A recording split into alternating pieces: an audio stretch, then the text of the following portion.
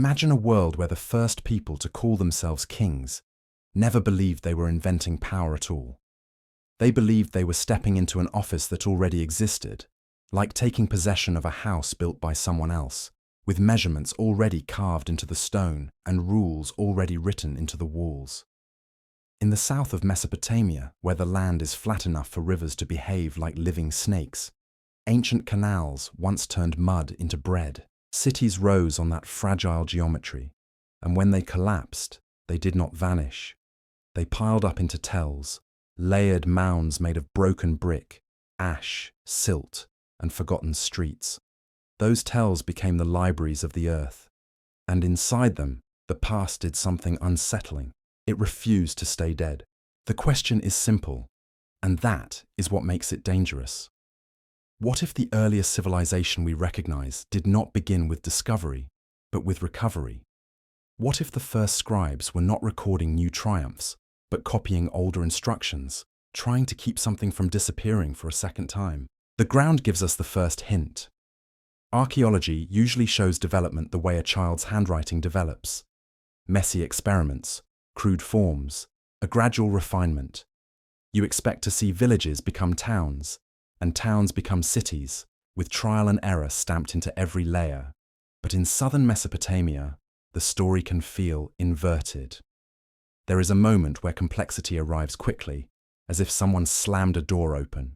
Urban planning appears, bureaucracy appears, writing appears, monumental temples appear. A society capable of organizing thousands of workers appears. Not as a slow climb, but as a sudden presence. Scholars propose practical explanations: population pressure, trade, irrigation, religious centers acting as administrative hubs. All of that may be true, and still, the texture of the record creates an eerie sensation, like arriving at a theater after the play has already begun and finding the stage lit, the costumes ready, and the actors speaking lines they learned from a script you cannot see. Then the clay speaks, not with poetry at first, but with accounting, grain, cattle, labor, inventory, temple offerings, land measurements. In Mesopotamia, the written word is born in lists, not love letters, because lists are what survive when a society is trying to hold itself together. And among those lists, another kind of list appears, one that does not count barley, but counts sovereignty. It has circulated in fragments and versions across centuries, copied and recopied, revised and preserved, and it begins with a phrase that refuses to behave like a myth. Kingship, it says, came down from heaven, not invented, not seized, not voted into existence, not gradually evolved out of tribal chiefs, lowered as if authority was an object that could be transferred from one realm to another, from a higher order into a human city. The first seat of that kingship is named Eridu, one of the oldest sacred sites in the region. And then the list begins to do what lists do. It names, it counts, it moves on. The names are strange to modern eyes, like sounds from a language still trying to become history. Alulim, Alalanga, Enmenluana, Enmengalana, Dumuzid, Ensipadzidana, Enmendurana, Ubaratutu. In some versions, the list assigns each of them a city and a length of reign. And this is where the flaw begins to shift under the accepted timeline, because the reign lengths are not merely long. They are impossible. Not 50 years, not 100, not even a heroic 200. Tens of thousands. Numbers like 28,800, 36,000, 43,200. They sit in the text with the same unemotional confidence as a line item in a warehouse ledger. The scribe does not pause to reassure you. He does not call it metaphor. He does not tell you you are reading a fable. He simply records it the way he records everything else. Name, city, duration. It forces a decision on the reader. Either you treat the whole document as fantasy dressed in administrative clothing, or you accept that the people who preserved it believed they were handling a record, not a bedtime story. And if you accept that belief as a historical fact in itself, regardless of whether the reigns were literal, then you have to ask a deeper question. Why did they preserve it so carefully? Why did they copy it for royal archives? Why did they treat it as constitutional memory? a chain of legitimacy linking present rulers to an origin that is described as descending from elsewhere. The list does not end in wonder, it ends in catastrophe. A sentence appears like a blade, then the flood swept over. No dramatic sermon, no moral lecture, no grand flourish, just the same bureaucratic brevity used for everything else. A flood comes, a line is drawn through the world, and after that line, the list resumes as if the earth itself has restarted. Kingship, it says again, came down from heaven, but now it is in Kish. Notice the repetition. Authority is described as descending twice, once before the flood, once after, as if it had been withdrawn during the catastrophe and restored afterward. And in this second era, something changes. The reigns shorten. They are still long at first in some versions, hundreds of years, 1,000, but they begin to decline, dynasty after dynasty, until they reach the scale of human life. By the time the list arrives at kings who exist in the orbit of other evidence, reigns become plausible. Decades, a generation, a lifetime.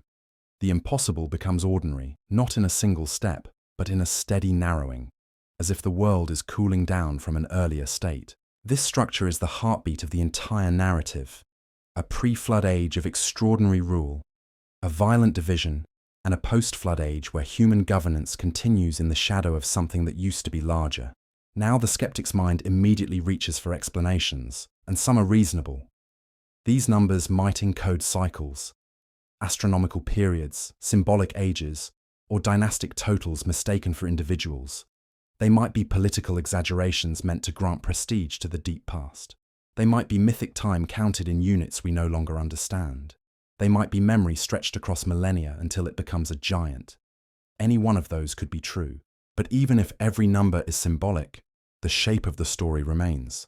The list insists there was an administration before ordinary human administration, and it insists a flood ends it, and the ground, inconveniently, carries a bruise in the same place. Across several key Mesopotamian sites, Kish, Shuruppak, excavators have reported flood deposits, layers of clean silt interrupting the debris of human habitation.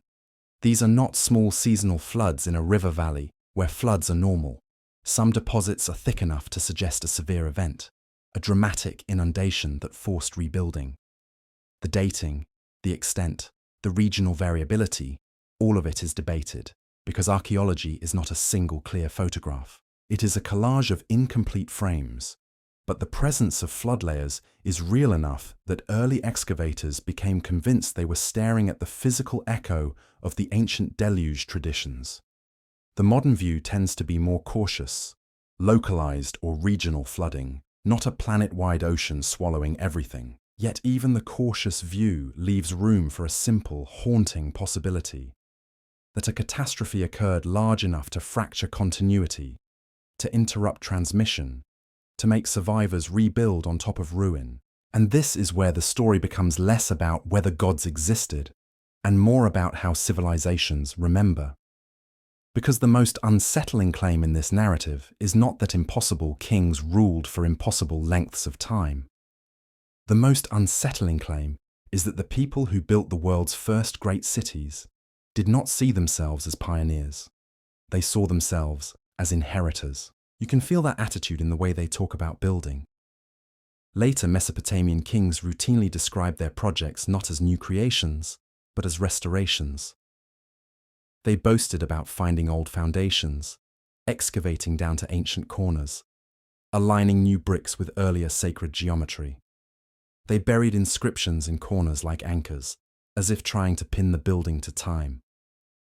They treated the past as a blueprint, not as rubble. Stand in the imagined sandals of a scribe in a temple precinct. Your world is made of procedures. Every ritual has a sequence. Every city has a patron. Every measurement has a standard. Even time itself is divided into fractions and cycles so fine that it feels like someone built it with a ruler. You are trained not to invent, but to copy. Your apprenticeship is repetition, signs, lists, formulae, tables. And above your work rises a temple platform, a staged mountain made of brick, whose corners face directions with deliberate intent. Whether or not every alignment is perfect, the impulse is clear. The city is trying to match itself to the cosmos, and the tools of this matching are everywhere. The sexagesimal system, base 60, becomes the language of measurement, angles, time, divisions. 60 is a number that behaves like a social diplomat in mathematics. It has many divisors, many ways to share a whole cleanly. It is practical. It is elegant. It is also strange that it arrives with such maturity. Early mathematical tablets already assume a trained mind and a standardized curriculum. Astronomical observation becomes not casual stargazing but organized record-keeping. Lists of star risings and settings, planetary patterns, omens tied to celestial behavior. The sky becomes a clock, and the temple becomes the institution that keeps it. Writing itself appears as more than a simple tool. It arrives as infrastructure. A bureaucracy does not merely write once. It writes constantly. It archives. It trains scribes.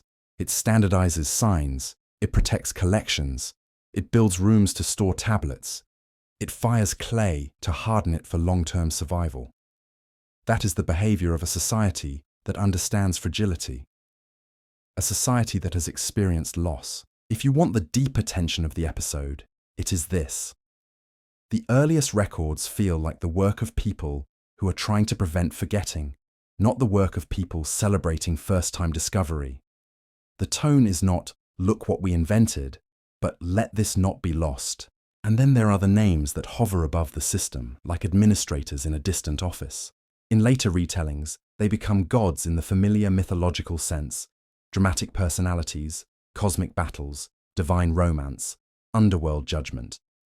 But in early Mesopotamian material, they can feel less like mythic fantasies and more like a taxonomy of authority. Anu, the sky principle. Enlil, the one tied to command and order. Enki, linked to freshwater, craft, cunning intelligence. Ninhursag, linked to birth and the living structure of society. Utu, the sun-associated figure tied to justice.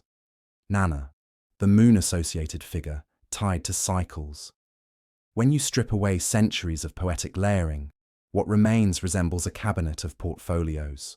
Water management, calendar regulation, law, fertility, boundaries, agriculture. The gods are not merely worshipped. They are invoked as the reason the system works, and somewhere inside that cabinet sits a word that refuses to go away: the Anunnaki. The term appears across long spans of Mesopotamian literature, and its meaning shifts depending on time and context. But in the episode's framing, the Anunnaki are presented not as distant creators, but as rulers, judges, decreers, those who determine destinies. The important detail is how destiny is described. It does not always mean mystical fate in the modern sense. It can mean allocation, assignment, decree, who holds a field, who has a canal, which city belongs to which authority, which calendar rules the harvest. In that reading, destiny is governance. This is why the episode emphasizes bureaucratic language. There are tablets where divine authority is invoked like a legal seal. A dispute is settled. The decision is binding because the high powers are named. The vibe is less thunderbolt and more Supreme Court. Whether the people writing believed these beings were literal entities or personified forces does not change the function. They represent an older legitimacy that human kings use as scaffolding. The flood narratives deepen the pattern. In some versions, the flood is not framed as moral punishment for human evil, the way later traditions often present it. It is framed as administration under stress. Humanity multiplies, noise rises, order is disturbed, and the solution is catastrophic reduction. That is a chilling logic. It reads like an institution making a brutal decision to restore balance. It also matches the King List's structure, a clean break followed by a new regime. And after the flood, the story insists on absence. The earlier rulers withdraw. They do not die like human kings. They do not leave tombs. They fade into distance, becoming judges rather than governors. And humanity continues, rebuilding cities, restoring temples, copying tablets, following patterns, maintaining alignments, as if operating an inherited machine with missing instructions. This is the psychological engine of the episode, the idea that civilization begins with a trauma. The first true cities are built by people who believe they survived the end of an earlier order. They are not celebrating origin, they are resisting oblivion. Look at Eridu again, the city that the King List places at the beginning. Excavation there revealed multiple temple phases, structures built one on top of another, rebuilt repeatedly over long spans. Each new temple preserves something of the old footprint, as if the ground itself must not forget where the sacred center is. Even if the physical materials change, the orientation persists. The building becomes a ritual of continuity. The message is not simply, we build. The message is, we keep building the same thing in the same place, as if the design came from somewhere beyond us. Look at Uruk, the city that explodes into the record with architecture, administration, and scale. Defensive walls, temple complexes, mass-produced pottery, cylinder seals, writing used for economic management. Whatever caused this urban surge, it required not only labor, but coordination. It required rule. It required an ideology that made people accept a shared structure. And the ideology embedded in the texts says, this structure is older than you. It was given. It descended. You are maintaining it. At this point in the story, the episode widens its lens. It suggests that the Sumerian pattern is not isolated. Egypt preserves king lists that blur divine and human rule. Other traditions remember ages where the gods ruled directly and then withdrew. The names differ, the geographies differ, but the architecture of memory repeats: a prior administration, a catastrophic separation, and a human era that begins not with invention, but with inheritance. The episode does not claim these cultures coordinated their myths. It implies something more unnerving, that they are independently remembering the same kind of rupture, the same kind of succession. But even without leaving Mesopotamia, the central theme already stands. The oldest civilization we can document behaves like a civilization that believes it is rebuilding. It behaves like people standing on a ruin they did not make, using fragments they do not fully understand, taking pride not in originality, but in fidelity to an older template. And that shifts the meaning of the most famous sentence in the King List. Kingship came down from heaven becomes less a mystical claim and more a cultural confession. Authority was not ours at the start. It was borrowed, it was inherited, it was received. If you accept the episode's framing, then the true mystery is not whether the pre-flood kings lived for tens of thousands of years. The true mystery is what kind of world would generate a memory like that, and why the memory would be preserved with such bureaucratic calm. A myth usually advertises itself. It sings. It dazzles. This list counts. And counting is what you do when you are trying to keep a system from collapsing. So the first movement of the story ends with a quiet provocation. Perhaps what we call the birth of civilization was, to the people who lived it, a restoration project. Perhaps the first kings were not founders, but caretakers stepping into a vacant office. Perhaps the earlier scribes did not write to celebrate beginnings, but to prevent the past from becoming unreachable. And if that is true, then the next question is unavoidable. What exactly was lost in the flood line that divides the King List in two? Because on the far side of that line, humanity is still building, still measuring, still copying, still aligning temples to sky and earth, as if trying to keep a door open to something that used to be closer. If the first movement leaves us standing at the edge of inheritance, the second movement pulls us inward, toward the machinery of memory itself. Because once you accept that early civilization behaved like a restoration rather than a beginning, a new question takes shape beneath every tablet and every ruin. How was so much knowledge present so early, and why does it feel older than the people who used it? The answer does not come from myth first, it comes from method. Look closely at how Mesopotamian knowledge is organized. Writing does not appear as personal expression, it appears as administration. Lists, tables, procedures, formulas. The earliest tablets are not stories of heroes or prayers to gods. They are instructions, grain rations, labor assignments, land boundaries, temple inventories. The written word emerges not to dream, but to manage. That alone tells us something crucial. Writing is born when a system becomes too complex to trust to memory alone. It appears when continuity matters more than inspiration, and continuity is the obsession of this civilization.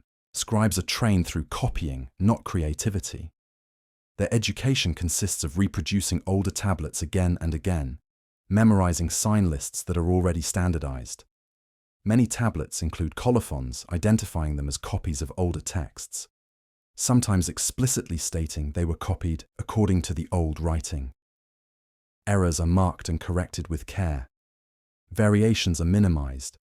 This is not a culture chasing novelty. It is a culture terrified of distortion. When knowledge is fragile, preservation becomes sacred. Nowhere is this clearer than in mathematics. The Sumerian and early Babylonian mathematical tablets do not read like the notebooks of people discovering principles for the first time. They read like manuals. Problems are posed, solutions are given, steps are implied but not explained. The logic is assumed to be known by the reader. There is no attempt to justify why a method works. There is no proof in the Greek sense. There is only application. A rectangle's diagonal is calculated with astonishing accuracy. Areas are computed. Volumes are estimated. Ratios are manipulated. Compound growth is understood. Fractions are handled with ease. All of this appears early, embedded in a base 60 numerical system that is already mature. There is no clear archaeological trail showing a gradual evolution from crude counting to abstract calculation. The system appears functional from the moment we can see it. That absence of developmental debris is unsettling. Most human technologies leave behind awkward prototypes. Stone tools improve visibly over time. Pottery shapes evolve. Metallurgy shows experimental phases. But mathematical systems, once abstract, should still show pedagogical scaffolding. And yet, in Mesopotamia, the scaffolding is missing. The builders are there, but the ladder they climbed has vanished. Astronomy deepens the unease. The sky is not merely watched, it is tracked. Celestial movements are recorded across years, decades, centuries. Planetary cycles are identified. Patterns of repetition are recognized. Omens are associated with precise configurations. Lunar months are calculated with precision that rivals modern values. Solar and lunar eclipses are anticipated. All of this requires continuity. One generation cannot do it alone. It requires institutions that persist longer than individual lives, preserving observations and passing them forward without interruption. And the tablets tell us exactly that this is what happened. Many astronomical texts explicitly state that they were copied from earlier observations. Marginal notes refer to old tablets. Data is attributed not to the scribe's present moment, but to a lineage of observations stretching backward. The scribes see themselves as custodians of a long memory, not pioneers charting new skies. This matters because astronomy is unforgiving. You cannot fake centuries of observation. Either the data exists or it does not. And the quality of the data implies that someone, somewhere, began watching the sky systematically long before the dates traditionally assigned to the birth of civilization. The same pattern appears in medicine.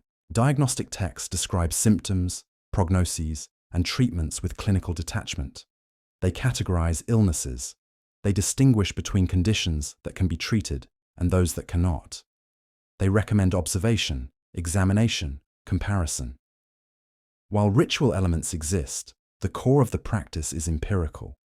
What is striking is not that ancient people practiced medicine, but that their medical literature reads like a codified system rather than a collection of folk remedies. The structure implies long refinement. Again, the texts attribute this knowledge to transmission, not invention. Healing arts are described as revealed, taught, given. The physician is not a discoverer, but an interpreter of inherited wisdom. And once more, we are faced with the same pattern. Advanced systems appear without visible childhood. Law follows the same logic. The earliest legal codes are not experimental. They do not read like societies tentatively negotiating norms. They read like the reassertion of order. Laws are framed as restorations of justice, not novel creations. The authority of law is placed beyond the king. The king presents himself as the enforcer of principles that already exist. Justice is described as something established by higher order, something kings are responsible for maintaining. This is a crucial psychological detail. In societies that see themselves as founders, rulers often claim authorship. In societies that see themselves as inheritors, rulers claim obedience. Mesopotamian kings consistently choose obedience. They excavate ancient foundations before building. They search for old inscriptions. They celebrate alignment with past standards. Even when empires expand, the justification is framed as restoration of rightful order, not innovation. Conquest is depicted as the re-establishment of boundaries that should never have been broken. All of this suggests a civilization oriented backward in time, not backward in ignorance, but backward in reverence. And at the center of that reverence sits a memory of governance that is not human. The Anunnaki, in this reading, are not simply mythological characters. They are the symbolic anchor for this inherited authority. Whether they represent literal beings, deified ancestors, or abstract principles, their function in the texts is consistent. They are the source of order. They are the reason things are the way they are. They precede kings. They precede laws. They precede cities. Most importantly, they precede the flood. The flood is not merely a disaster. It is the rupture that explains everything that follows. It explains why knowledge must be preserved so obsessively. It explains why texts are copied with fear. It explains why buildings are rebuilt exactly. It explains why innovation is secondary to memory. Something was lost, and everyone knows it. This is where the episode's argument sharpens. It does not ask you to believe that gods ruled the earth in a literal sense. It asks you to notice how consistently ancient cultures remember a transition from one order to another, a transition marked by catastrophe, followed by rebuilding. In Mesopotamia, that catastrophe is a flood. The archaeological record supports severe flooding events in the region. The textual record insists on a decisive break. Before the flood, rains are vast. After the flood, they contract. Before the flood, authority feels cosmic. After the flood, it becomes human. This pattern of contraction is psychologically important. It implies not exaggeration, but decay. It suggests a worldview where the past was not primitive, but expansive, and the present is diminished by comparison. Civilizations that see themselves as rising tend to celebrate the future. Civilizations that see themselves as declining cling to the past. Mesopotamia clings, and this clinging shapes everything from architecture to cosmology. Ziggurats are not practical structures. They are symbolic machines. They translate cosmic order into brick and mud. Each tier corresponds to celestial hierarchy. Each alignment ties earth to sky. They are attempts to maintain a connection that is believed to be fragile. The repetition of design across millennia is not stagnation. It is devotion. It is the belief that the original pattern matters more than improvement. To alter it would be to risk severing the link. The same is true of calendars. Time itself is treated as something discovered, not invented. The division of the year, the tracking of lunar months, the identification of intercalary adjustments, all of it reflects a concern with synchronization. The calendar must match the heavens. If it drifts, chaos follows. Timekeeping is governance. When you look at all of this together, a coherent picture emerges. Mesopotamian civilization behaves like a society operating under the shadow of a lost administrative order. Its people believe that the rules of civilization exist independently of them. Their role is to remember, enforce, and transmit. And this is why the episode insists that the Sumerians never claimed to be first. They did not describe themselves as inventors of writing. They described writing as something revealed. They did not describe laws as royal creations. They described them as eternal. They did not describe kingship as a human achievement. They described it as something that descended. Even their myths, stripped of poetic embellishment, read like corrupted, bureaucratic memory. Councils meet, decisions are made, jurisdictions are assigned, resources are allocated, punishments are enacted. Withdrawals occur. Treaties are established. This is not the language of fairy tales. It is the language of administration remembered through metaphor. And here the episode invites a quiet inversion of perspective. What if mythology is not the primitive ancestor of history, but the fossilized memory of a history too old to preserve in detail? What if stories are not fantasies, but compression algorithms, preserving structure when data is lost? Under that lens, the flood stories are not moral allegories, they are historical markers. The god's withdrawal is not spiritual abandonment, it is the memory of a systemic collapse. The long rains are not literal lifespans.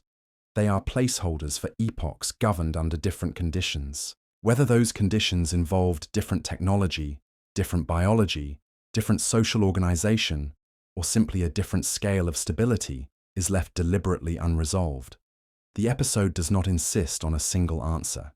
It insists on a pattern of advanced order, sudden rupture, and careful rebuilding. And that pattern refuses to stay confined to Mesopotamia. Egypt records a time when gods ruled before pharaohs. India describes vast ages where divine governance preceded human decline. Mesoamerican traditions recount multiple worlds destroyed and remade. Chinese chronicles remember sage kings who revealed knowledge rather than invented it. Across cultures that developed independently, the same structure appears: an earlier administration, a catastrophe, and a diminished human age that follows. This convergence is the episode's quiet hammer. It does not shout conspiracy, it whispers continuity. If multiple civilizations, separated by geography and language, preserve the same basic memory of inheritance rather than origin, then either humanity shares a deep psychological tendency to imagine divine beginnings, or humanity is preserving the echo of something real that predates recorded history. The episode does not force you to choose, it simply removes the comfort of certainty. And that discomfort grows when you consider how fragile our own knowledge systems are.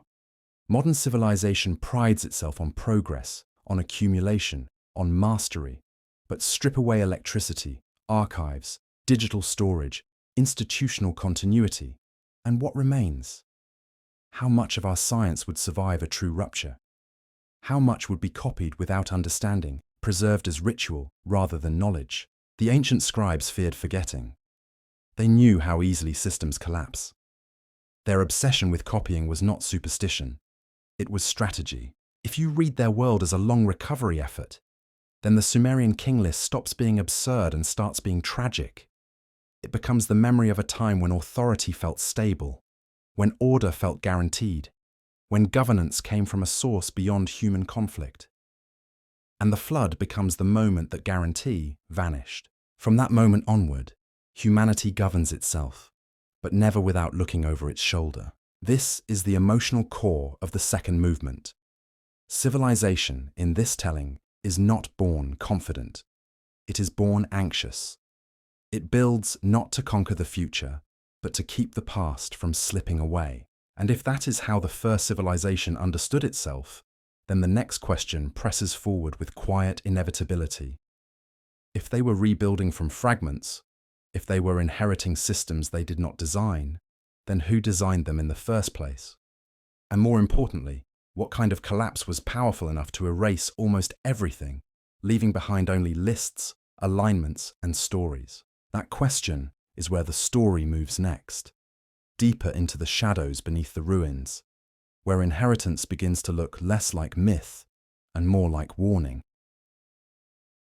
As the picture widens, the question is no longer whether ancient civilizations believed they inherited their world, but why that belief mattered so deeply that it shaped everything they built, recorded, and remembered.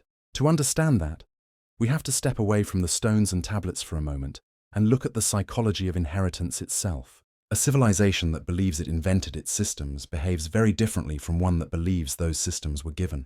Inventors experiment, inheritors conserve. In Mesopotamia, experimentation exists, but it is constrained, cautious, almost reluctant.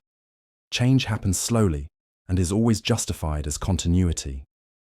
Even when technologies improve, the language framing them points backward. A new canal is dug according to ancient measurements. A revised law is said to restore forgotten justice. A rebuilt temple is praised for matching the old foundations. Progress is allowed only if it can disguise itself as memory. This mindset produces stability, but it also produces fear. Because if what you possess is inherited, then loss becomes existential. Forgetting is not just ignorance, it is betrayal. Alteration is not creativity, it is corruption. This fear is visible in the way ancient Mesopotamians treated knowledge. Texts were not merely read, they were guarded. Certain tablets were restricted to temple libraries. Some were buried deliberately in foundation deposits, hidden beneath walls, as if to protect them from time itself. Others were copied even when scribes admitted they no longer understood the content. Meaning became secondary to preservation. This is not how a culture behaves when it feels intellectually young. It is how a culture behaves when it suspects it is living after a fall, and that suspicion seeps into their understanding of time. Modern cultures tend to imagine time as linear and improving. The past is crude, the present is advanced, the future will be better still. Mesopotamian time runs differently. It begins with vast ages of order, followed by contraction. The earliest reigns are longest. The earliest rulers are closest to the source. As time moves forward, authority fragments, lifespans shrink, and chaos increases. This is not nostalgia, it is structure. Their king lists, their cosmologies, their myths all encode the same directionality. Downward, not upward. Decline, not ascent. Even their flood narratives reinforce this. The flood does not cleanse the world into something better. It diminishes it. What emerges afterward is survivable, but inferior. Humanity is allowed to continue, but under stricter limits. That idea appears again and again. Lifespans shorten. Access to divine knowledge diminishes. Direct governance ends. What remains is memory, ritual, and imitation. From this perspective, the Anunnaki are less important as characters than as symbols of a lost standard. They represent the idea that the world once ran according to rules humanity did not design, rules that worked well enough to be remembered as divine. Whether those rules were enforced by literal beings, an earlier culture, or a more stable ecological regime is almost secondary. What matters is that ancient people believed those rules existed, and that belief disciplined their behavior. It explains why the first cities appear so suddenly and so organized. Not because humans spontaneously became brilliant overnight, but because they were assembling known components according to inherited templates. Urban planning looks miraculous only if you assume it was invented on the spot. It looks practical if you assume it was copied. It also explains the eerie uniformity across regions. Irrigation systems follow similar logic. Calendars align with similar celestial cycles. Architectural proportions repeat. Legal principles echo one another. This is not the spread of a single empire. It is the spread of a worldview that treats certain patterns as non-negotiable. When that worldview weakens, civilizations fragment. You can trace this erosion historically. As Mesopotamian polities become more militarized, more competitive, more focused on expansion, the language of inheritance slowly gives way to the language of power. Kings begin to boast more openly. Conquest replaces restoration as justification. The Anunnaki recede further into abstraction. And with that shift, instability increases. Empires rise faster and collapse harder. Knowledge becomes more specialized, less integrated. Libraries expand, but understanding narrows. Ritual persists, but its original logic fades. By the late periods, scribes are copying astronomical tables they no longer fully contextualize. Medical recipes whose theoretical basis is lost. Legal formulas whose moral foundation is assumed but unexplained. The civilization becomes mechanically sophisticated and conceptually fragile. This is where the story stops being ancient and starts becoming uncomfortable. Because this pattern is not unique to Mesopotamia. It is what happens to any society that inherits complex systems without fully understanding how they came to be. The systems work, so they are preserved. Their origins are obscured, so they are mythologized. Over time, maintenance replaces comprehension. The episode invites you to see ancient myths not as childish attempts to explain the world, but as adult attempts to remember one. When Sumerians say kingship descended from heaven, they may not mean a literal sky. They may mean legitimacy came from beyond human whim. When they say the gods withdrew, they may mean that stable governance gave way to uncertainty. When they say the world was rebuilt after the flood, they may be encoding the memory of environmental collapse, social rupture, or systemic reset. Myth becomes the container for historical trauma, and trauma has a way of repeating its lessons long after its details are forgotten. If you accept that possibility, then the most important function of these ancient stories is not explanation, but warning. They are telling future generations what happens when order collapses faster than memory can adapt. They are telling us that civilization is not guaranteed, that knowledge is perishable, that inheritance without understanding is fragile. This reframes the question of origins entirely. Instead of asking, who started civilization?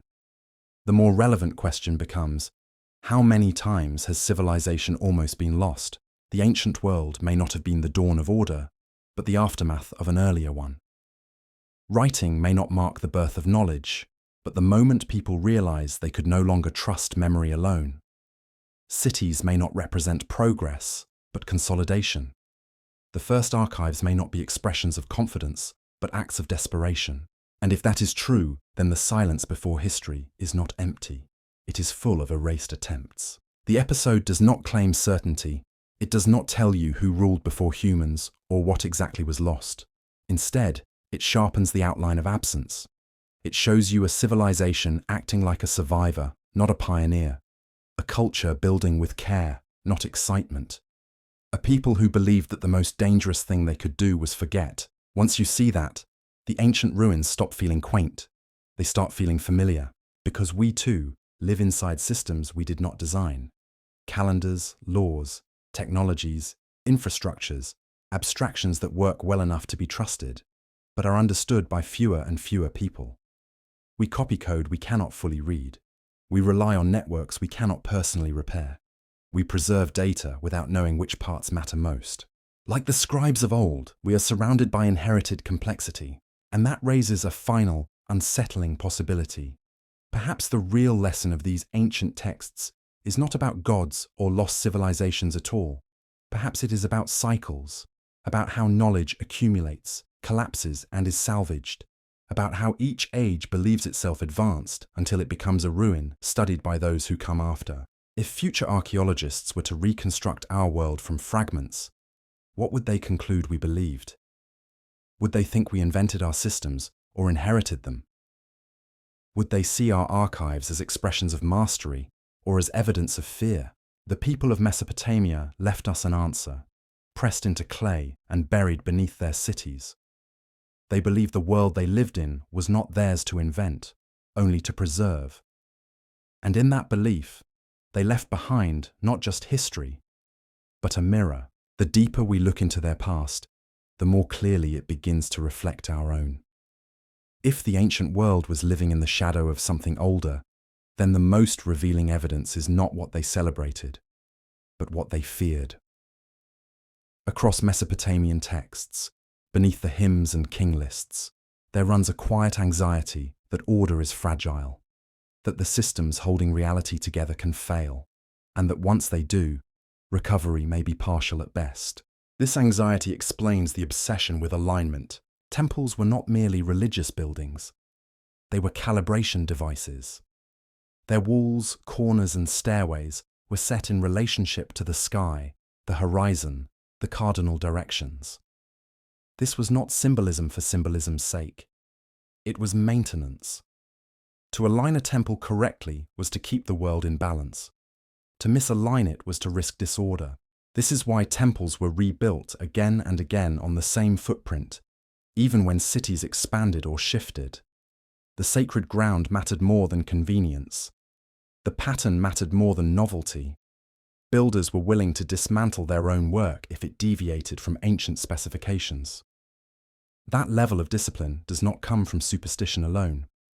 It comes from the belief that mistakes have consequences beyond aesthetics. The same logic governs ritual. Ritual in Mesopotamia is often misunderstood as worship aimed at pleasing gods. But many rituals read less like devotion and more like procedures. Step-by-step actions, precise timings, exact words. The goal is not emotional expression but functional outcome. Prevent disease. Ensure rain. Maintain justice. A ritual done incorrectly is dangerous, not ineffective. This again suggests inheritance. Procedures passed down because they once worked, even if the reason they worked was no longer fully understood. In modern terms, it resembles running a critical system based on legacy code. You don't rewrite it lightly. You don't improvise. You follow the protocol because deviation risks collapse. And collapse was not theoretical to them. It was remembered. The flood narratives, stripped of later moral overlays, function as catastrophe memory.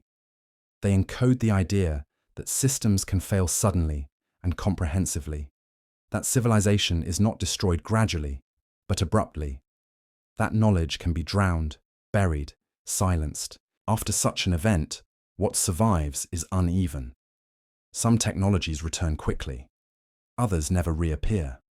Some knowledge is preserved in ritual and myth. Some is lost entirely. This uneven survival is visible archaeologically. Certain skills appear, vanish, then reappear centuries later. Metallurgical techniques, architectural methods, mathematical concepts show discontinuous patterns. They do not follow a smooth curve of improvement. They flicker. The ancient explanation for this flickering was withdrawal. The Anunnaki leave. The gods step back. Divine presence diminishes. But read another way. This withdrawal could describe the loss of institutional continuity. When the structures that train specialists, preserve expertise, and enforce standards break down, knowledge does not vanish instantly. It erodes. First precision is lost, then context, then application. What remains is form without function. This is why later scribes could copy advanced astronomical tables accurately, while no longer knowing how the observations were originally made. The numbers survived. The process did not. And this is why ancient cultures place such weight on lineage. Not just biological lineage, but intellectual and administrative lineage. Who taught whom? Which tablet was copied from which source? Which temple traced its foundation to which ancient authority? Legitimacy flowed through continuity. A king without lineage was dangerous. A priest without proper initiation was suspect. A text without provenance was unreliable. Everything had to be anchored backward because the past was the only stable reference point. This backward anchoring also shaped morality. Justice in Mesopotamia is not framed as evolving ethics. It is framed as alignment with an eternal order. Laws are just if they reflect ancient truth, unjust if they deviate. Even compassion is regulated.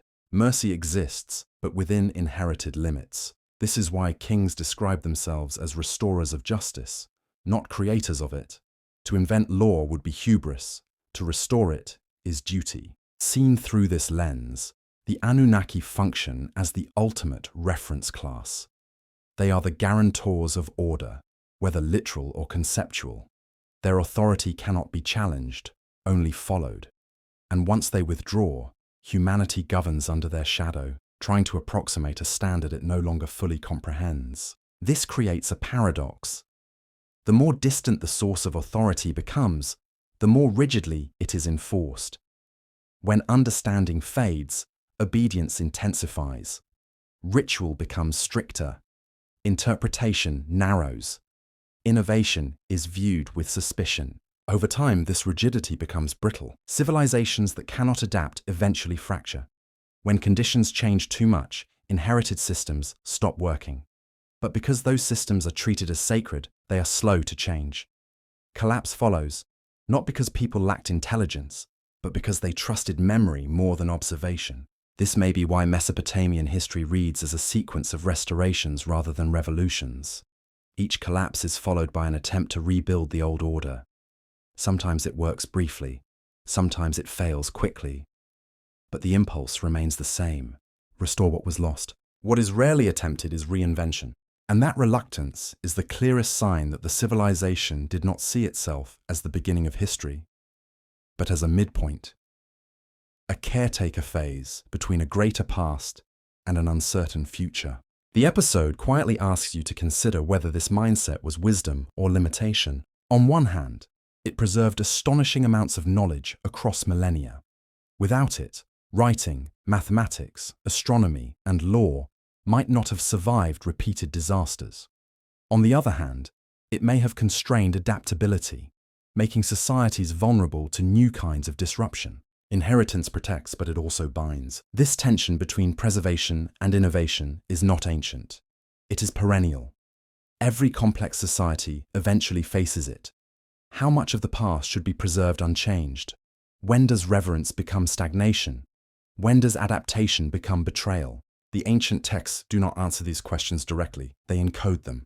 By framing civilization as inheritance, they shift responsibility. Humans are not blamed for creating flawed systems. They are blamed for failing to maintain perfect ones. Disorder is not the result of bad design, but of forgetfulness. This is psychologically powerful. It creates humility, but also guilt. It encourages care, but also fear. It produces societies deeply invested in memory, but anxious about change. And perhaps that anxiety is the most honest legacy of all, because if civilization truly was inherited, then no generation can ever claim full ownership. Every achievement is provisional. Every system is borrowed. Every structure stands on foundations laid by unknown hands. The people of Mesopotamia lived with that awareness. They built as if someone was watching, someone from the past, someone who knew how it was supposed to be done. And whether that watcher was imagined as a god, an ancestor, or a lost administrator does not change the effect. It kept them careful. It kept them looking backward, even as time pushed them forward. And it left behind a record that still unsettles us, because it suggests that the most advanced civilizations may not be the ones that invent the most, but the ones that remember the most. What happens when memory finally fails is a question they could only gesture toward. We are still living inside their answer. As the story moves forward, the question shifts again. If ancient civilizations believed they were inheritors of a diminished world, how did that belief shape their sense of responsibility toward the future? The answer lies not in what they expected to gain, but in what they feared losing. For Mesopotamians, the future was not a promise of progress, it was a risk. Every generation stood one step farther from the source. Each copied tablet was further removed from the original hand. Each rebuilt temple was another layer between the present and the moment when order was first established. Time did not bring improvement. It brought distortion. This is why scribes were trained with such severity. Learning to write was not creative education. It was disciplined replication. Students copied the same signs again and again until variation disappeared. Mistakes were corrected harshly, not because errors were inconvenient, but because errors threatened continuity. A single miscopied symbol could alter meaning. A misaligned number could corrupt a calculation. A flawed tablet could poison future generations. Writing was treated less like expression and more like containment. The same applies to memory itself. Oral tradition was valued, but it was considered unstable. Human recall was unreliable. Speech faded. Only baked clay endured. That is why so much effort went into archiving. Tablets were dried, fired, catalogued, stored. Some were buried intentionally in sealed boxes beneath temples and palaces, not meant for immediate use, but for rediscovery after catastrophe. This is not the behavior of a culture confident in uninterrupted continuity. It is the behavior of a culture expecting collapse. They were planning for forgetting. This expectation reshaped how they understood legacy. To leave something behind was not to innovate, but to preserve accurately. A good king was not remembered for changing the system, but for keeping it intact. Praise inscriptions emphasize faithfulness, alignment, obedience to ancient patterns. Even greatness was defined conservatively. The hero is not the one who creates something new, but the one who restores what was broken without altering its essence. Gilgamesh himself, often misunderstood as a mythic adventurer, is praised at the end of his epic not for his conquests, but for the walls of Uruk, which he maintained and measured. The poem ends by directing the reader to inspect the city's foundations, to count the bricks, to see how well the structure endures. Endurance is the ultimate virtue. This worldview also affects how death is perceived. In many ancient cultures, death is transition or judgment. In Mesopotamia, death is loss of access. The underworld is not punishment or reward, it is disconnection, a place where knowledge, light, and order fade. This reinforces the anxiety around preservation. Once knowledge slips beyond the living world, it is effectively gone. There is no divine archive waiting beyond death. Everything that matters must be kept here. So they keep it. They copy, they rebuild, they repeat. And repetition becomes sacred. But repetition has a cost. Over time, the reason behind actions becomes less important than the action itself. Ritual survives even when understanding does not. Procedure replaces insight. This is where myth thickens. As explanations fade, stories fill the gaps. The Anunnaki become less administrative and more divine. Their practical roles blur into symbolic ones. What was once remembered as governance becomes remembered as theology. Not because the past changed, but because the present could no longer interpret it directly. Myth is not falsehood here, it is compression. It condenses complex, technical, historical realities into forms that can survive memory loss. A council of administrators becomes a pantheon of gods. Infrastructure management becomes cosmic struggle. Environmental catastrophe becomes divine judgment. The core survives, the details dissolve. This process accelerates as distance from the original source grows. By the late periods, even scribes know they are preserving something fragmentary. Their marginal notes betray uncertainty. Phrases like, according to the old text, or the meaning is obscure, appear with increasing frequency, yet they copy anyway. Because not copying feels more dangerous than misunderstanding. This mindset creates a civilization that is resilient, but haunted. Resilient because it values continuity above all. Haunted because it knows continuity is slipping. And that haunting produces a peculiar humility. Mesopotamians rarely claim mastery over nature. They do not see themselves as controllers of the world, but as managers operating under constraints.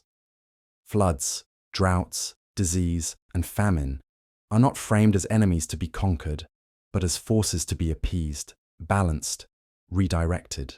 This stands in contrast to later worldviews that emphasize domination and progress.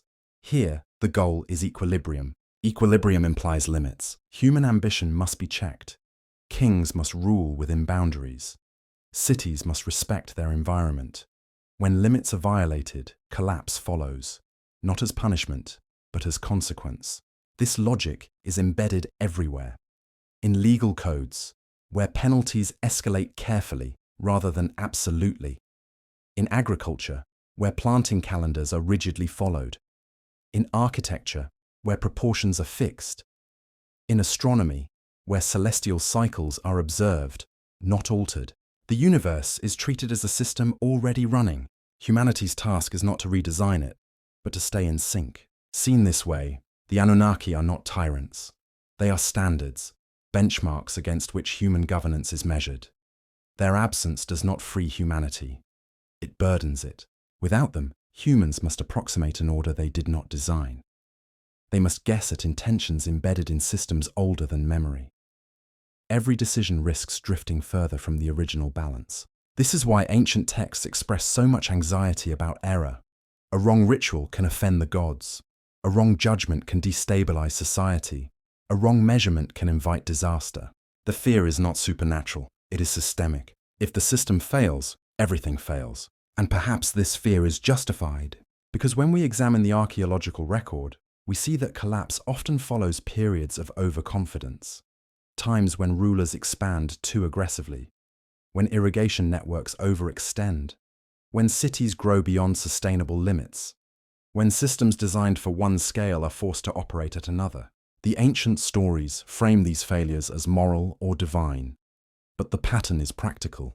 Systems break when pushed beyond design parameters. If those parameters were inherited rather than invented, then exceeding them is especially dangerous.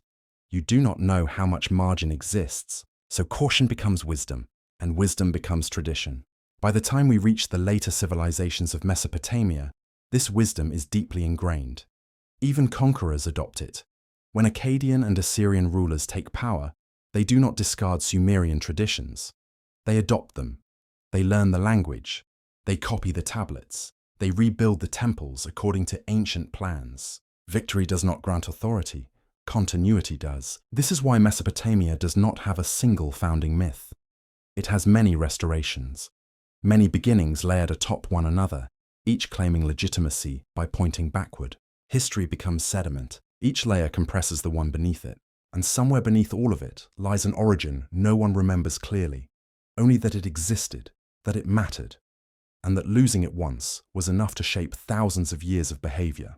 The episode invites you to sit with that unease, to imagine living in a world where the greatest achievement is not invention, but survival, where knowledge is precious because it has already almost been lost, where the past is not something to escape, but something to guard.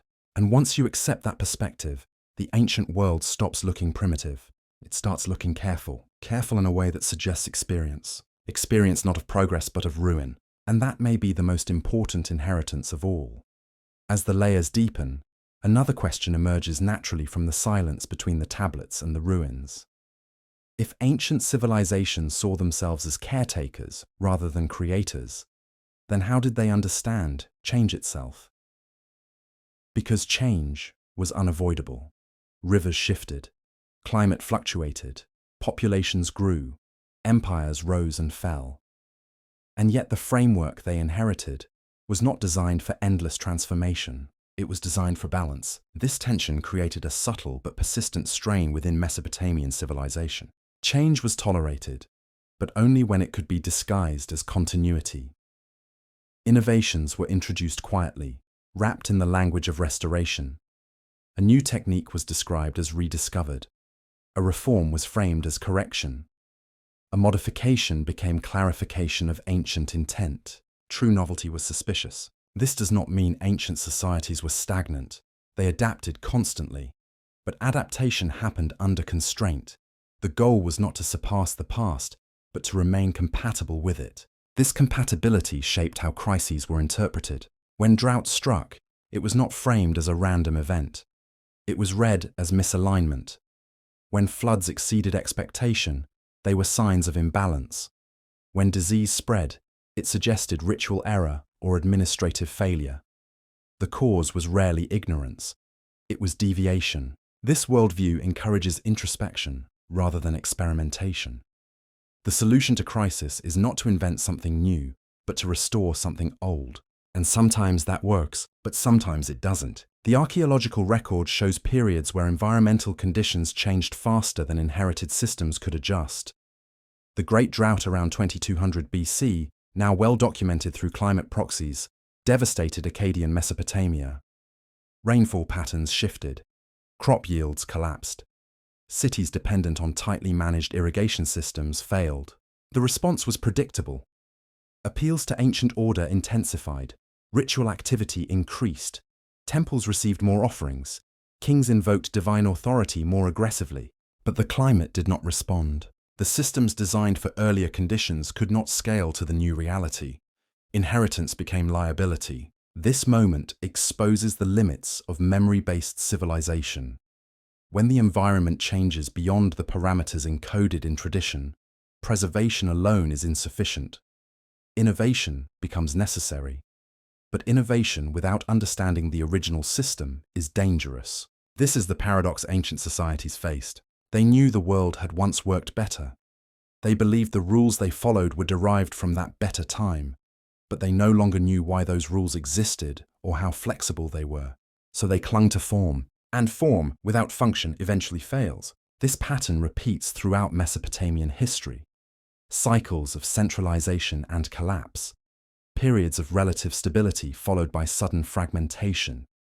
Each collapse erases some knowledge. Each recovery rebuilds from incomplete memory. The result is not progress or regression, but oscillation. And oscillation produces mythology. As practical explanations fail, stories grow richer.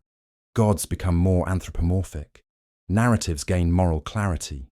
The chaos of environmental and social systems is recast as divine will. This is not deception.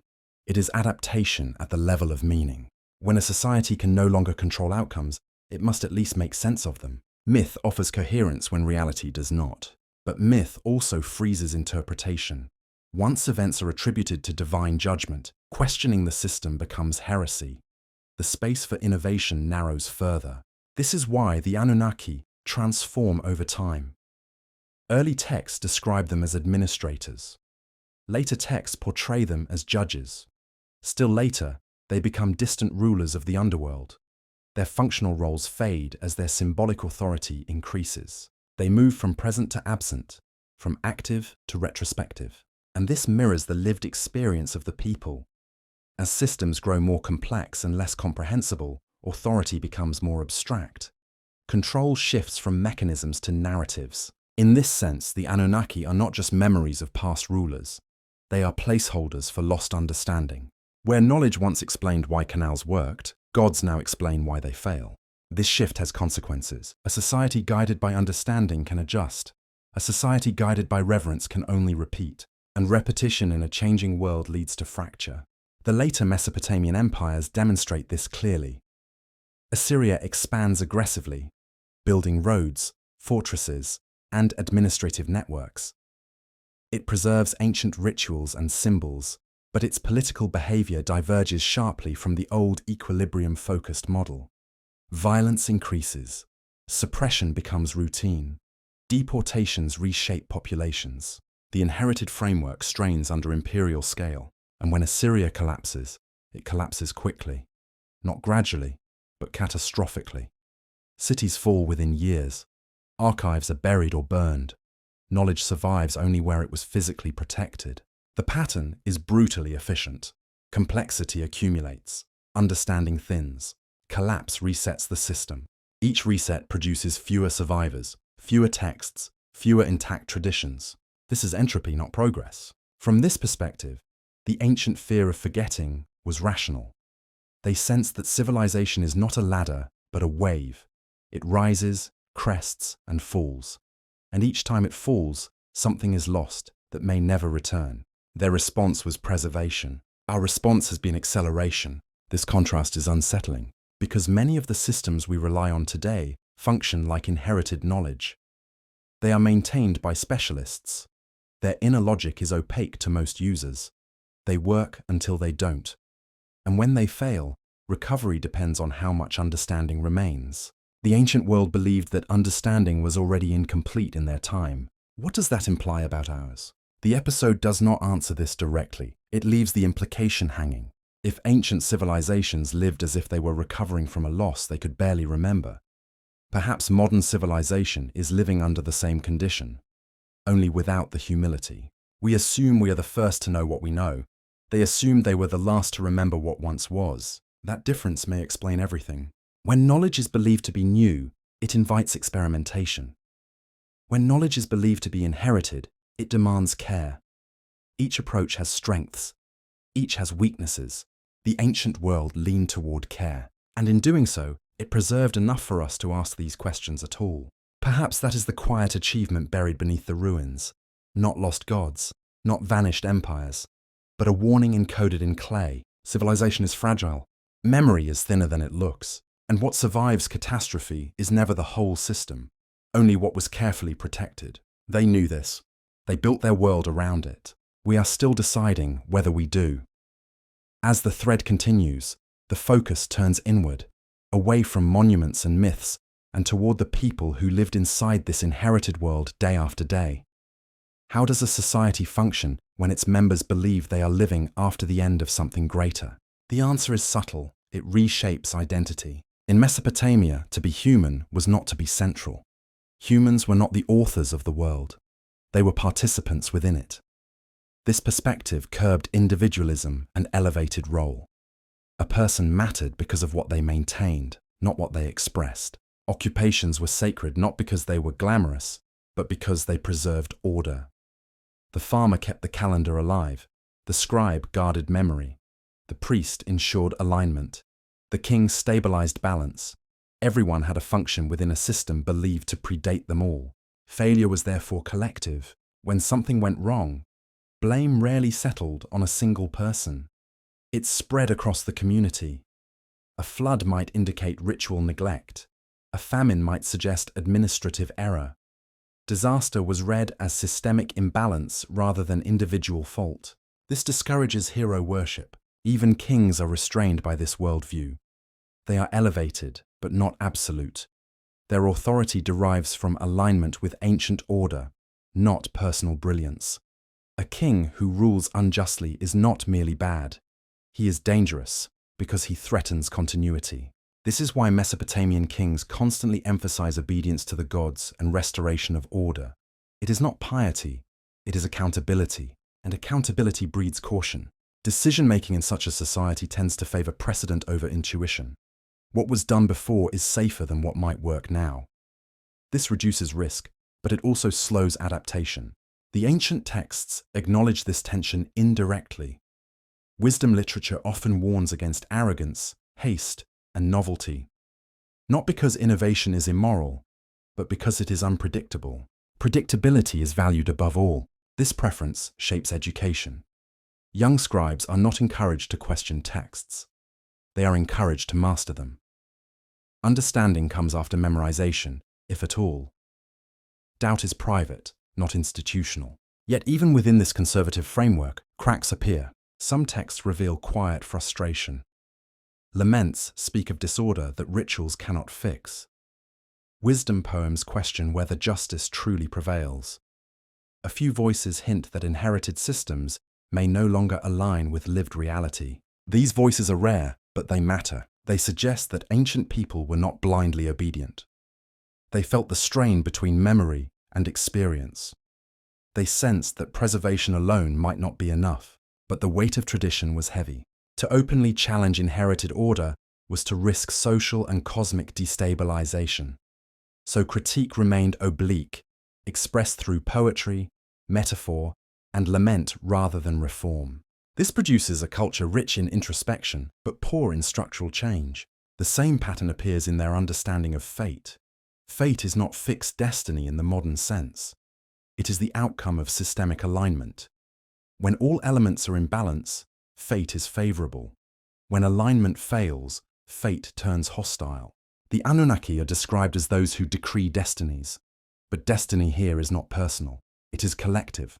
The fate of the city, the harvest, the year. Individual aspiration is secondary. This collective orientation creates resilience at small scales. Communities endure hardship together. Knowledge is shared through institutions rather than individuals.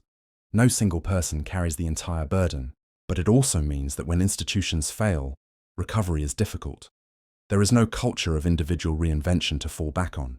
Again, inheritance protects and constrains. As centuries pass, this tension intensifies. Political power concentrates. Bureaucracies grow. Distance between rulers and the lived experience of citizens widens. The inherited system becomes heavier, less responsive. At this point, collapse is often sudden. When it comes, it feels inevitable, even fated. Not because people expected it, but because they had no conceptual tools to prevent it. The old order fails, the new order has no framework, and in the aftermath, survivors return to what they know best: restoration. They excavate old foundations, they copy old texts, they invoke old authorities, they attempt to re-anchor themselves in memory. This is why Mesopotamian history reads like déjà vu. The same cities rise again, the same rituals are performed, the same laws are invoked, each time with slight variation, each time with diminished clarity. This repetition is not failure, it is coping. When the future is uncertain, the past becomes refuge. The episode suggests that this dynamic is not unique to ancient societies. It is a human response to complexity. When systems grow too large to fully understand, people turn to tradition. When outcomes become unpredictable, they seek patterns in memory, and memory becomes identity. This may explain why the idea of lost golden ages appears so widely across cultures.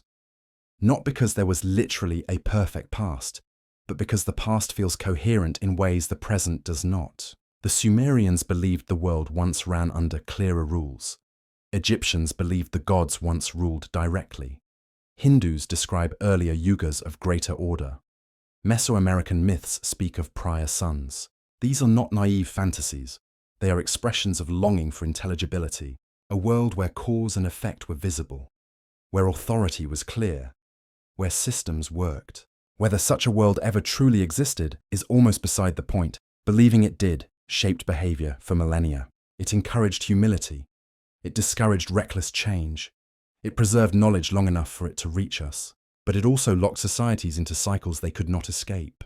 This is the double edge of inheritance. As the episode continues, it asks you to hold this ambiguity, not to romanticize the past, nor to dismiss it as superstition, but to see ancient civilizations as thoughtful, cautious, deeply aware of fragility. They did not think they were at the beginning of history. They thought they were living after something had already gone wrong. That belief shaped everything they were willing and unwilling to do.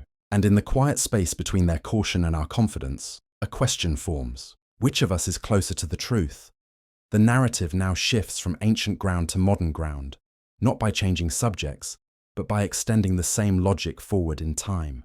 What happens when a civilization no longer believes it is an inheritor, but a creator? For the first time in human history, we live in a culture that frames itself as original. Modern civilization does not look backward for legitimacy, it looks forward. Authority flows from innovation, not inheritance. Progress is measured by disruption, not preservation. Knowledge is valuable precisely because it is new. This is a radical break from every ancient worldview described so far. Where Mesopotamians feared forgetting, we fear stagnation. Where they copied, we replace. Where they aligned with precedent, we pride ourselves on overthrowing it. This shift feels empowering, but it carries a hidden cost. When a society believes it invented itself, it also believes it can reinvent everything. Systems are treated as provisional. Institutions are redesigned faster than they can stabilize. Memory becomes optional. The past is no longer an anchor, it is a data set. This creates speed, but it erodes continuity. Ancient civilizations assumed collapse was possible, even likely. They built with that expectation. Knowledge was archived in durable materials. Rituals encoded information redundantly.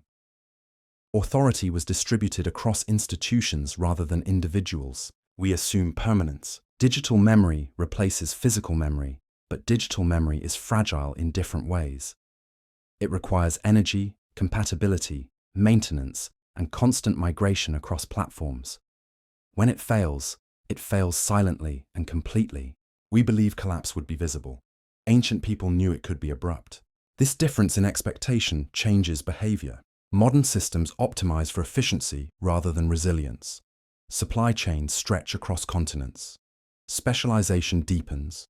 Redundancy is removed because it appears wasteful. The result is power paired with brittleness. Ancient systems were inefficient by design. Multiple rituals addressed the same problem. Multiple authorities governed the same domain.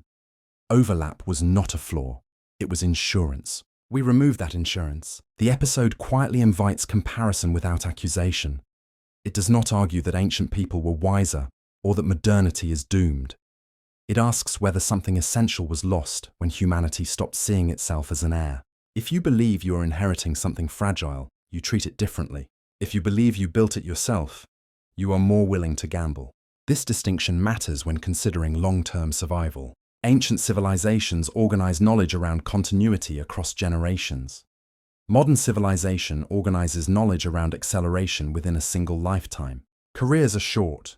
Technologies obsolete quickly. Institutions reinvent themselves constantly. This creates adaptability, but it weakens intergenerational coherence. Few people today feel responsible for preserving knowledge beyond their own relevance window. Ancient scribes did. They copied texts they did not understand because they assumed future generations might. They preserved contradictions because they believed truth might be layered. They resisted simplification. We prefer clarity. Ambiguity feels inefficient. Contradictions feel like errors to be resolved rather than signals to be preserved. We compress, summarize, optimize. But compression destroys nuance, and nuance is often where survival knowledge hides. The episode suggests that the Anunnaki, whether literal or symbolic, functioned as a reminder that humanity was not in full control. That reminder imposed limits. Limits created restraint. Modern humanity removed that reminder. We place ourselves at the center of causality. Climate, ecosystems, economies, even biology are treated as systems to be managed rather than forces to be negotiated with.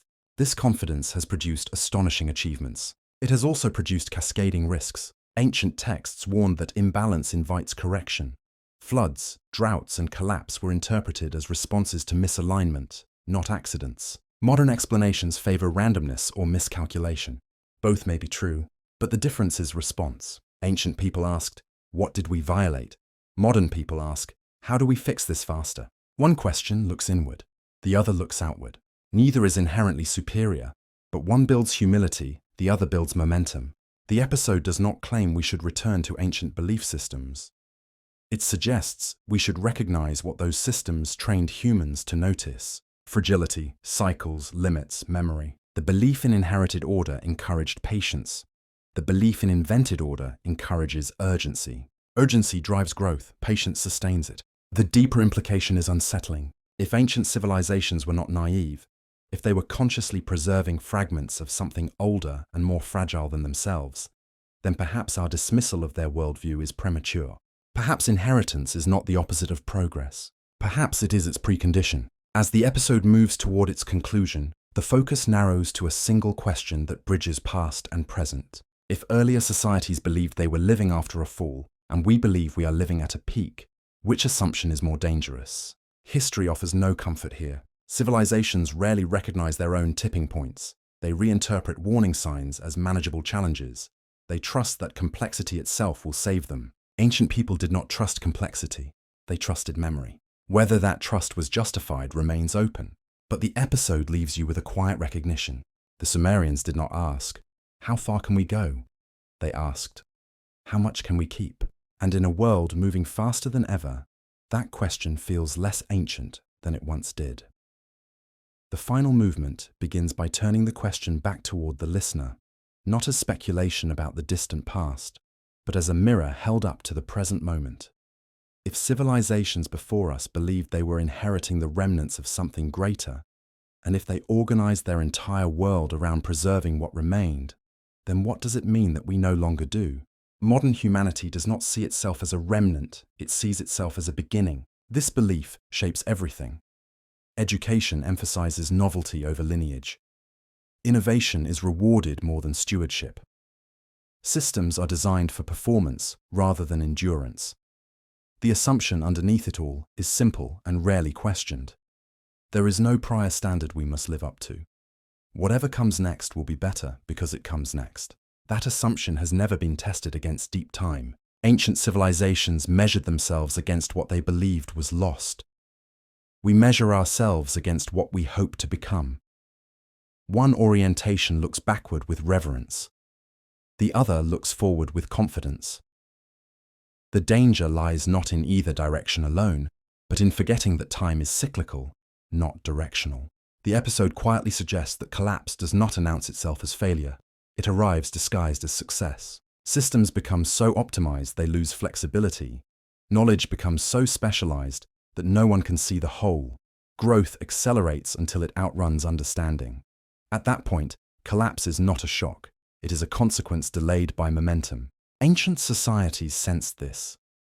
That is why they encoded warnings into myth rather than data. Myths survive when records fail. Stories persist when institutions collapse. Symbol outlasts instruction. We replaced myth with metrics. Metrics are powerful, but they are also brittle. They assume stable conditions. They assume continuity of measurement. They assume the future will resemble the recent past closely enough for extrapolation to work. Ancient people did not assume this. They assumed discontinuity. Floods did not arrive gradually. They arrived overnight. Droughts did not warn politely. They unfolded faster than governance could respond. Knowledge was lost not because it was wrong, but because it was inaccessible when needed most. That is why preservation mattered more than progress. The episode does not argue that we are repeating the same mistakes. It argues that we may be repeating the same blind spot. The belief that complexity protects us. The belief that knowledge, once discovered, cannot be lost. The belief that our systems are too advanced to fail completely. Every civilization believed that. None of them were correct. If the Sumerians were right about one thing, it was this: civilization is not a state. It is a condition that must be continuously maintained against forces that do not care about human intention. The Anunnaki, whether interpreted as beings, symbols, or memories, represented that reality. They were the embodiment of limits. They were the reminder that order does not belong to humanity by default. It must be sustained, or it dissolves. When they withdrew, humans did not become free. They became responsible, and responsibility is heavier than power. Modern humanity holds more power than any civilization before it, but it distributes responsibility unevenly. Decision-making is centralized, consequences are global, feedback is delayed. This mismatch creates instability that ancient systems instinctively tried to avoid. They spread authority, they slowed change, they preserved redundancy. We accelerate. The episode leaves open whether this acceleration leads to transcendence or repetition. It does not predict catastrophe. It suggests a choice: to continue believing we are inventors, or to recognize that we may also be caretakers, to treat knowledge as disposable, or to ask what must be protected, even when it seems obsolete, to assume we are the pinnacle, or to accept we may be one layer in a much longer story. The most unsettling implication is not that ancient civilizations were more advanced, but that they may have been more aware of fragility than we are. They built as though the world could end. We build as though it cannot. If history is not a straight line, but a series of rises and resets, then the most important skill is not innovation, but transmission. Not speed, but memory. Not conquest, but continuity. The episode does not end with answers. It ends with inheritance, a question passed forward, just as the Sumerians passed theirs to us through clay, through ruins, through silence. If we are not the first to build a world, then we are not the last to lose one. And what determines which story we become is not what we create next, but what we choose to carry forward. The closing movement does not attempt to resolve the mystery, because resolution would betray the nature of what has been uncovered. The story of inheritance does not end with clarity. It ends with responsibility. If ancient civilizations believed they were living in the aftermath of something greater, then perhaps the most dangerous mistake is assuming that we are not. What the tablets, ruins, flood layers, calendars, and myths collectively suggest is not that humanity is insignificant, but that it is late. Late in a sequence, late in a cycle, late in a story that began long before our records. When ancient scribes wrote that kingship descended from heaven, they were not glorifying the past for nostalgia's sake. They were anchoring authority outside of themselves, acknowledging that order did not originate with them and therefore could be lost without them. Modern civilization has severed that anchor. We locate legitimacy in growth, in novelty, in disruption. We trust that systems will correct themselves because they always have within living memory. But living memory is a dangerously short yardstick. The Earth's memory is longer, colder, and far less forgiving. If collapse comes, it will not come as a moral judgment. It will come as a systems failure, as misalignment between complexity and resilience, as a moment when inherited knowledge proves insufficient for conditions it was never designed to handle. That is what the ancient flood represents in every culture that remembers it. Not punishment, but threshold. Not evil, but excess. Too much noise, too much strain, too much weight on structures that assumed stability would continue. The Anunnaki disappear from the texts not in violence, but in silence. They withdraw because the system they governed can no longer operate as it once did. And humanity inherits not their power, but their absence. That absence is the true legacy. It is the space where humans must decide whether to preserve, reinterpret, or abandon what they were given. And history suggests that most civilizations choose abandonment unintentionally, not through rebellion, but through neglect. Knowledge fades when it is no longer useful in the present moment. Skills disappear when they are not exercised. Context erodes when conditions change. What survives is not what is smartest, but what is remembered. This is why the episode does not ask who the Anunnaki were. It asks what kind of world requires beings like them to exist in memory at all. A world that fears chaos more than stagnation. A world that understands order as fragile. A world that builds as if something must be preserved for those who come after, even if those builders will never understand why. Perhaps the most unsettling idea is not that ancient civilizations were advanced, but that they knew collapse was inevitable. That they built not to last forever, but to be found. That they embedded warnings in architecture, in myth, in ritual, hoping that some future inheritor would recognize the pattern before it repeated. If so, then ruins are not failures. They are messages. We are surrounded by messages we no longer know how to read. The final implication is quiet, but heavy. If we are heirs, then we will also become ancestors. What we choose to preserve will define what survives us. What we dismiss as obsolete may be exactly what future civilizations search for beneath layers of sediment and silence. The Sumerians feared forgetting more than death. That fear shaped everything they built. They copied obsessively. They aligned precisely. They rebuilt faithfully. They understood that memory, once broken, cannot be repaired. We assume memory is permanent because it is digital. But permanence is not the same as accessibility. When systems fail, complexity does not protect information. Simplicity does. Clay tablets survived where empires did not. That is the lesson hidden beneath the myth.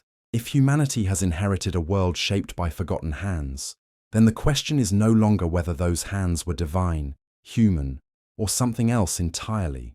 The question is whether we will leave behind anything coherent enough to be inherited at all. Because if the cycle continues, someone will stand where we stand now, surrounded by fragments, asking what kind of civilization we were, and whether we understood what had been given to us before it was too late.